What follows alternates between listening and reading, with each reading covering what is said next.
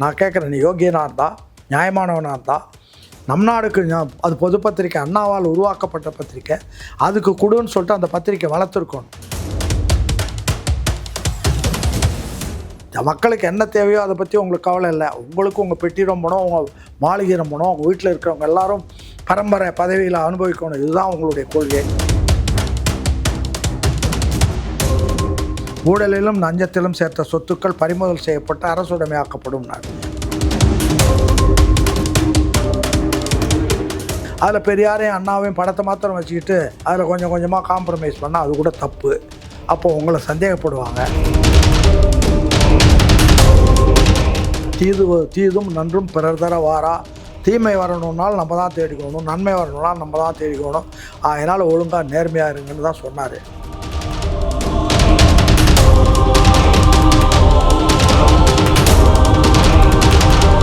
புதிய சிந்தனை நேயர்களுக்கு வணக்கம். இன்றைய சிறப்பு நேர்காணலில் நம்முடைய இருந்திருக்கும் சிறப்பு விருந்தினர் முன்னாள் சட்டமன்ற உறுப்பினர் திரு திருச்சி சவுந்தரராஜன் அவர்கள். சார் வணக்கம். வணக்கம். எப்படி சார் இருக்கீங்க? நல்லா இருக்கு. திரு விஜய் அவருடைய சமீபத்த பேச்சு, அதாவது திருச்சி கிழக்கில் பேசின பேச்சு வந்து இடைத்தேர்தலுக்கு எப்படி ஓட்டு கேட்பாங்களோ அதே மாதிரி தேர்தல் பிரச்சாரம் மாதிரி பேசுகிறாரு விஜய் அவர்கள் அப்படிங்கிற ஒரு விமர்சனம் வருது சார். இப்படி தான் பேசணும்னு எதாவது இலக்கணம் இருக்கா? பின்ன அப்படி என் பாஷையில் நான் ஜெயிஸ்டார் முதல்வராக போயிட்டார் சார். காமராஜர் என்ன பாஷையில் பேசினார்? அவர் முதலமைச்சர் 10 ஆண்டு காலம் இல்லையா? அதனால் இப்படி தான் பேசுகிறார். அப்படி இதெல்லாம் தேவையில்லாது. விஷயத்தை கன்வே பண்ணுறாங்களா, அவ்வளோதான். நீங்கள் வந்து விஷயத்தை கன்வே பண்ணல. திமுக மெயின் அட்டாக் பண்ணி பேசுகிறார் சார். இப்போ 4 மணி நேரம் பேசுகிறார். 10 நிமிஷம் திமுக எதிர்த்து பேசுகிறார் சார். திமுக தான் நாட்டை குட்டிச்சவராக்குனதுனால தான் எம்ஜிஆர் ஒரு கட்சியை உருவாக்குனார். இந்த நாடு குட்டிச்சவர் ஆனதுக்கே திமுக தான் காரணம். திமுகன்ற இப்போ இருக்கிற திமுக, இதை வந்து திமுகன்னு சொல்கிறதே நான் ஒத்துக்க மாட்டேன். இது வந்து திருவாளூர் மு கருணாநிதி கட்சின்னு சொல்லுங்கள். அது வந்து அவங்க வந்ததுலேருந்து அதை நாட்டை பாழ்படுத்துகிற வேலை தான் பார்த்தாங்க. நாட்டை வந்து கபலீகரம் பண்ணி வீட்டுக்கு கொண்டு போகிற வேலை தான் பார்த்தாங்க. உதாரணத்துக்கு ஒன்று சொல்கிறேன். இங்கே ரிப்பன் பில்டிங்கில் மேயர் அந்த காலத்தில் வந்து ஒரு மேயர், ஒரு தமிழர் ஒருத்தர் மேயராக இருப்பார். அடுத்தது ஒரு முஸ்லீம் வருவாங்க, அடுத்தது ஒரு தமிழர், அடுத்தது ஒரு கிறிஸ்டியன், அடுத்தது ஒரு தமிழர், அடுத்தது ஒரு எஸ்சி, அடுத்தது ஒரு தமிழர், அடுத்தது ஒரு பிராமின். இப்படி ரொட்டேஷனில் மேயர் பதவி வரும். ஆக ஆண்டுக்கு ஒரு மேயர் வருவாங்க. ஆனால் கருணாநிதி தன்னுடைய மகன் அங்கே மேயர் ஆன உடனே ஒரு முதலமைச்சராக இருக்கிற போது இனிமேல் அதெல்லாம் வேணாம், 5 வருஷமும் ஸ்டாலின் தான் மேயர்ன்ட்டார். அப்படி தான் நடக்கும். அதே மாதிரி திமுகவினுடைய கஷ்டப்பட்ட அண்ணா நம் நாடுன்னு ஒரு பத்திரிக்கையை உருவாக்கினார். அந்த பத்திரிக்கை திராவிட முன்னேற்ற கழகத்தில் இருக்க எல்லாருக்கும் சொந்தம். எல்லார் செய்தியும் அதில் வரும்.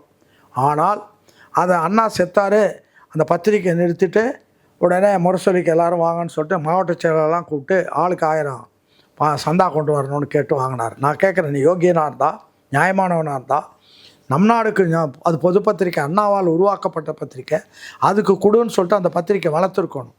நீ பண்ணலை. அதே மாதிரி ஊழல் லஞ்சம் பண்ணதுனால தான் கச்சத்தீவு போச்சு. 17 ஆண்டு காலம் மத்திய சர்க்காரில் இருந்தீங்க. என்ன பண்ணீங்க? ஒன்றும் இல்லை.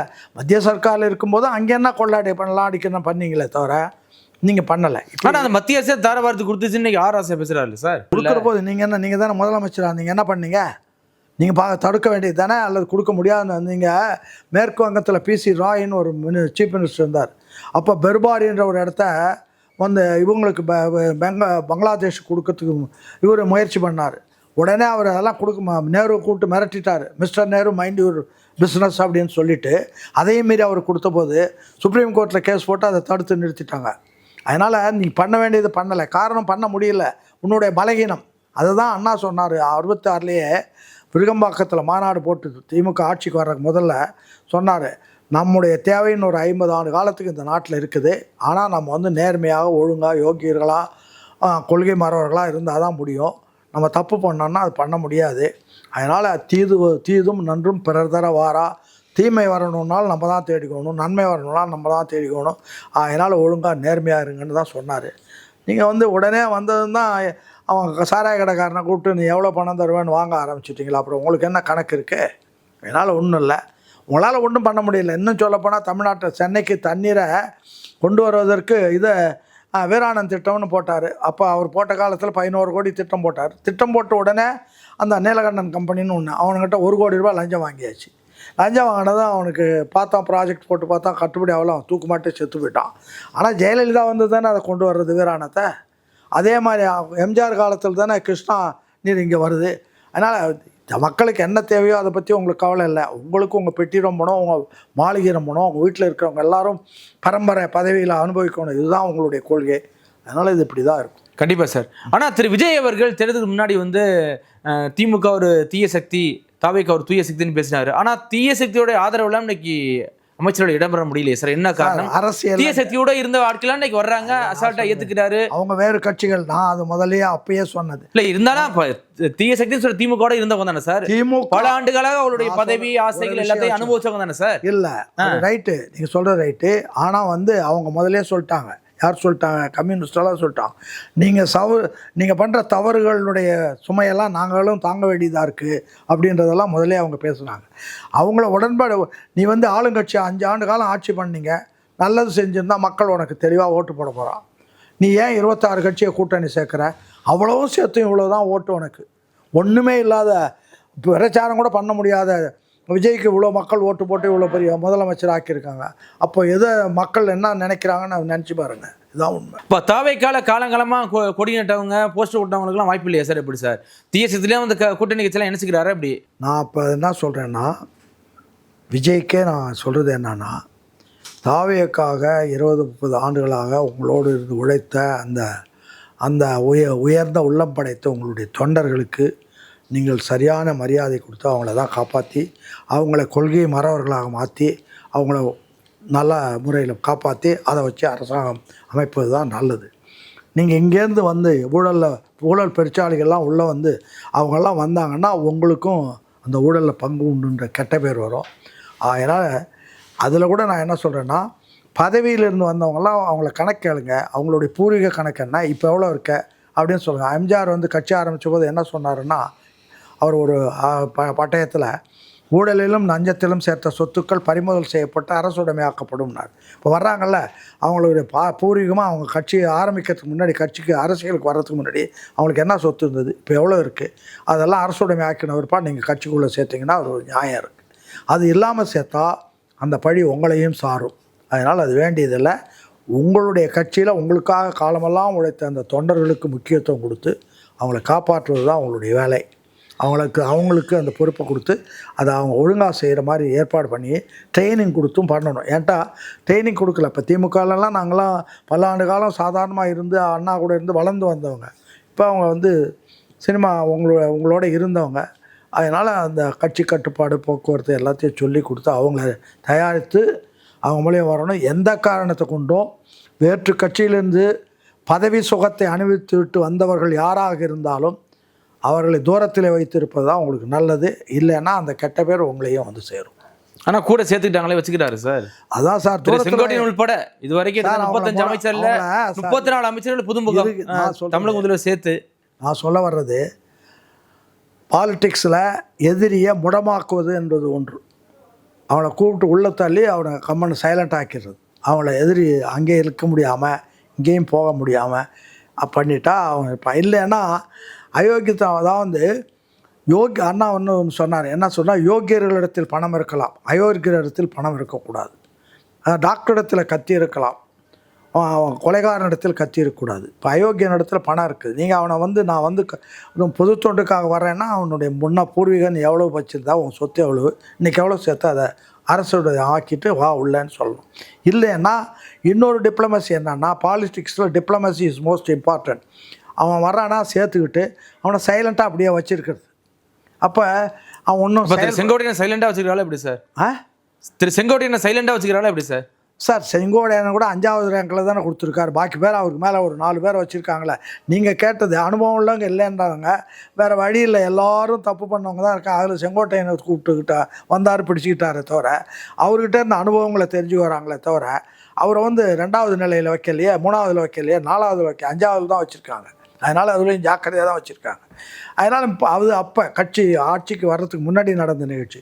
இப்போ நான் என்ன சொல்கிறேன்னா, இப்போ வர்றாங்க வேகமாக. இவங்கெல்லாம் விளைந்த காட்டு குருவிகளும்பாங்க. குருவி எங்கே விளைஞ்சிருக்கோ அங்கே ஓடும் குருவி. அது மாதிரி வந்து அதிமுக முன்னாள் அமைச்சர்கள் சொல்ல வரீங்களா? அதிமுக முன்னாள் அமைச்சர்கள் சொல்ல வரீங்களா? அப்படி அதிமுக முன்னாள் அமைச்சர்களாக இருந்தாலும் சரி, காங்கிரஸில் இருந்தவங்களும் சரி, எல்லாம் பதவியில் இருந்தவங்கலாம் வந்தால் சேர்த்து அவங்கள சைலண்ட் ஆக்கி கம்மனும் டூம் பண்ணிட வேண்டியதானே தவிர அவங்களுக்கு எந்த அதிகாரமும் கொடுக்கறது தப்பு. உங்கள்கிட்ட வந்து அதிகாரத்தை சுவைக்கலான்னு தான் வர்றாங்க. கண்டிப்பாக ஒரு எல்முனை அளவு கூட அவங்களுக்கு உதவி பண்ணிங்கன்னா அவர்கள் பண்ண தவறுகளுக்கெல்லாம் நீங்கள் ஆதரவு அளித்திருக்கிறீர்கள் என்ற குற்றச்சாட்டுக்கு ஆளாவீர்கள். அதிலேருந்து தப்பிச்சுக்கணுன்னா அப்படிப்பட்டவர்களை நீங்கள் சேர்க்கக்கூடாது. உங்களுடைய தொண்டர்களை, நல்ல தொண்டர்களை தேர்ந்தெடுத்து அவங்கள பண்ணணும்.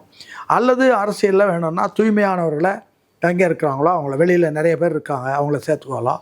இன்னும் சொல்லப்போனால் இப்போ மேல் சபை இல்லை, மேல் சபை இருந்தால் பல்வேறு கருத்துக்கள் இங்கே சொல்லுவாங்க, நல்ல கருத்துக்கள். அதில் வந்து ஆண்டவழிந்த இங்கே சான்றோர் பலர் இருப்பாங்க. அதில் பட்டதாரிகள் இருக்காங்க, ஆசிரியர்கள் இருக்காங்க, உள்ளாட்சித்துறையை சார்ந்தவர்கள் இருக்காங்க, மற்ற வெளியில் இருக்கிற அறிவுஜீவிகள் பல பேர் அதில் வருவாங்க.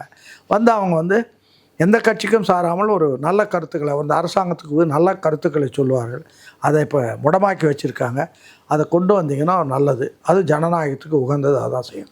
தாவை காட்சியில் தமிழ் தாய் வாழ்த்துக்கு என்ன சார் நிலைமை, என்ன அப்படி போயிட்டு இருக்கு? ஒரு பக்கம் திருவள்ளூருக்கு வழக்கம் போல் காவி சாயம் பூசியிருக்காங்க. இதுக்கெல்லாம் தாவைக்கோட நிலைப்பாடு என்ன சார்? சார் காவல் இது தமிழ்த்தாய் வாழ்த்து முதல்ல பாடணுன்றதில் அவர் வந்து பாடக்கூடாதுன்னு அவர் சொல்லலை. ஆனால் வந்து கவர்னருடைய மாளிகையில் அவருடைய இடத்துல அவர் அதை பண்ணுறாருன்னா அதை அது ஒரு மரபு ரீதியாக அவங்க பண்ண முடியல, யாராலையும் பண்ண முடியல. அது வேறு கெஞ்சிரன் சொல்கிறாரு சார். ஆர்எஸ்ஆ தமிழ்த்தாய் வந்து தமிழ்த்தாய்க்கு பூரா கொண்டு வாங்க.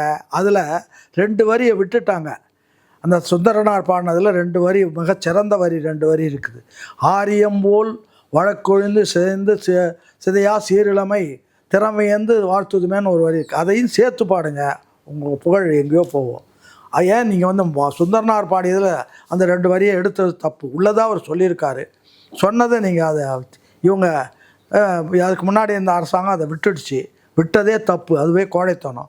நீங்கள் அதை சேர்த்து பாடுங்க, அதனால் தப்பு கிடையாது. மாற்ற வாய்ப்பு இருக்கா அப்படி சார்? இப்போ தமிழ்த்தாய் வந்து விழாவில், தமிழக அரசு விழாவில் இப்போ முதன்மை ஒன்று வச்சுக்கோங்க. இப்போ அண்ணாவை பார்த்து கேட்குறாங்க, நீங்கள் வந்து தமிழும் ஆங்கிலமும் போதும் அப்படின்னு சொல்கிறீங்களே, மத்திய அரசாங்கம் உங்கள் மேலே நடவடிக்கை தான் என்ன பண்ணுவீங்கன்னு சட்டமன்றத்திலே கேட்குறாங்க. இருமொழி கொள்கை வந்து அண்ணா என்ன சொல்கிறாருன்னா, நான் என்னால் ஆனதை செய்து விட்டேன், டெல்லி தன்னால் அதை செய்யட்டும்னார். அப்படி செஞ்சு அப்படி அதனால் ஒரு ஆட்சி கவிழ்ந்தால் திரும்பவும் வரும்போது நீங்கள் அதை விட அதிக சீட்டில் வருவீங்க. இதுதான் உண்மை. அதனால் எது நியாயமோ, எது தமிழகத்துக்கு தேவையோ, தமிழ் மக்களுக்கு வந்து உலகத்திலேயே மிக உயர்ந்த இனம், உலகத்திலேயே பூர்வீக குடிகள் தமிழர்களா, அதாவது கல் தோன்றி மண் தோன்றா காலத்தே முன்தோன்றி மூத்த குடி தமிழ் குடி. அதனால் அவங்களுடைய மரபுகளை நீ காப்பாற்ற வேண்டியது அவருடைய கடமை. அதை ஒழுங்காக பண்ணணும். கொஞ்சம் கூட தயவு தாட்சண்யம் இல்லாமல் பெரியாருடைய வழியில், அண்ணாவினுடைய வழியில் அதை எடுத்து செய்யணும். அதில் பெரியாரையும் அண்ணாவையும் படத்தை மாத்திரம் வச்சுக்கிட்டு அதில் கொஞ்சம் கொஞ்சமாக காம்ப்ரமைஸ் பண்ணால் அது கூட தப்பு. அப்போது உங்களை சந்தேகப்படுவாங்க. அதனால் அதுலேருந்து இல்லாமல் சந்தேகத்துக்கு நம்ம அண்ணா சொன்னதை விட உலகத்தில் யாரும் ஜனநாயகத்துக்கு அதிகமான விளக்கம் சொன்னவங்க யாரும் கிடையாது. அது மாதிரி பெரியாரை விட ஒரு சமூக சிந்தனையாளர் வேறு யாரும் கிடையாது. அவரெல்லாம் இருந்ததுனால தான் நாமெல்லாம் இந்த அளவுக்கு உயர்ந்து வந்திருக்கோம். இல்லைன்னா நாமளும் ஆடு மாடுகளாக தான் இருந்திருப்போம். அதனால் 2 பேரையும் முன்னுதாரணமாக சும்மா பேருக்கு சொல்லாமல் இதய சுத்தியோடு அவர்களை ஏற்றுக்கொண்டு நீங்கள் அதை பண்ணுனா உங்களுக்கு எதிர்கால இளைஞர்கள் உங்களோடு நிச்சயமாக இருப்பார்கள். அதுதான் உண்மை. கண்டிப்பாக சார். தொடர்ச்சியாக சந்திப்போம். மிக்க நன்றி சார். நல்லது, வணக்கம்.